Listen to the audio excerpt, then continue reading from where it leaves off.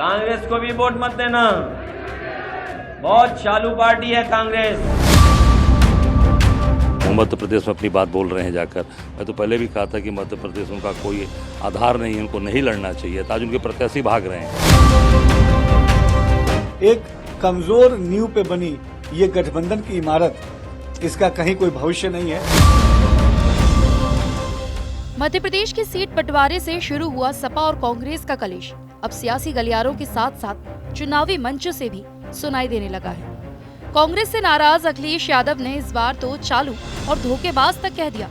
और तो और अखिलेश यादव ने अपील भी कर दी कि कांग्रेस को वोट भी मत देना, हमें धोखा दे सकते हैं तो आपको क्यों नहीं। कांग्रेस को भी वोट मत देना, बहुत चालू पार्टी है कांग्रेस। सावधान रहोगे कि नहीं रहोगे? बंसल जी बेबंद में दुखी थे, कांग्रेस ने धोखा दे दिया। अरे जब हमें धोखा दे दिया तो तुम कहां के बंसल हो? बंसल जी दुखी है, कांग्रेस ने धोखा दे दिया, हमें पहचाना ही नहीं। अरे भाई, जिनकी उम्र 80 साल हो वो कैसे पहचानेंगे आप बताओ। हम कोई नाराजगी नहीं है किसी से, लेकिन हम ये मानते हैं, ये स्वीकार करते हैं कि 80 साल के जो लोग होंगे वो कभी कभी पहचानेंगे नहीं।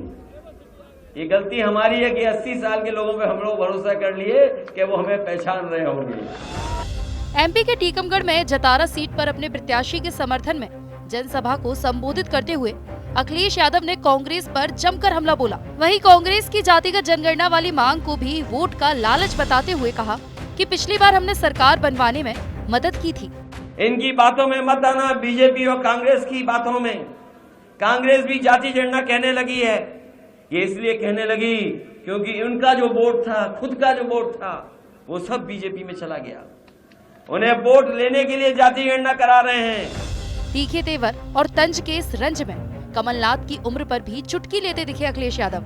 अब बात निकली है तो दूर तक गई। कांग्रेस कह रही है कि मर्यादा ना लांघे अखिलेश यादव। वो मध्य प्रदेश में अपनी बात बोल रहे हैं जाकर।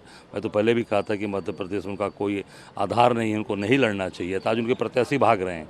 आप उठाकर देखोगे, कभी वो भाजपा के साथ भाग जाते हैं, कभी वो भाजपा जीता हुआ विधायक भाजपा के साथ चला जाता है।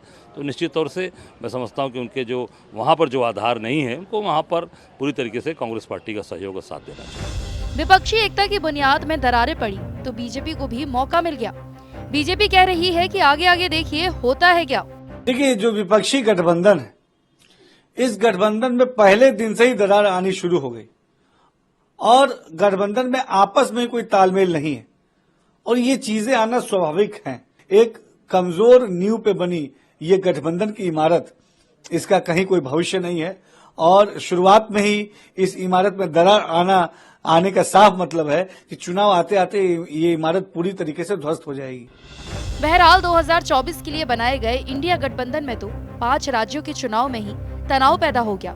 यानी 2024 से पहले अब तो 3 दिसंबर के बाद ही ये गठबंधन दरक सकता है। ऐसे में सवाल यही है कि अखिलेश जो कांग्रेस पर दिखे हैं नाराज, क्या गठबंधन में टूट का हो गया है आगाज?